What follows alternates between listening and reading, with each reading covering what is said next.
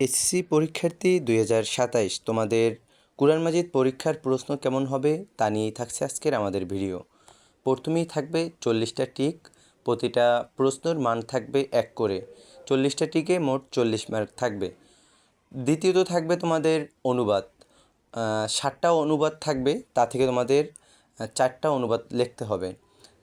অনুবাদের সাথে প্রশ্ন থাকবে এবং তাহকিক থাকবে।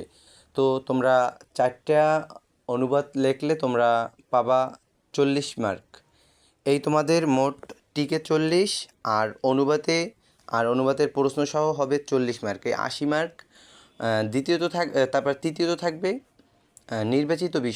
নির্বাচিত বিষয় 4টা প্রশ্ন থাকবে, তা থেকে তোমাদের 2টা লিখতে হবে, 2টা প্রশ্নর মান থাকবে 10। চতুর্থ থাকবে তোমাদের তাজবিদ পাঠ থেকে 4টা প্রশ্ন থেকে তোমরা 2টা প্রশ্নের উত্তর করবা, তোমাদের মান থাকবে 10।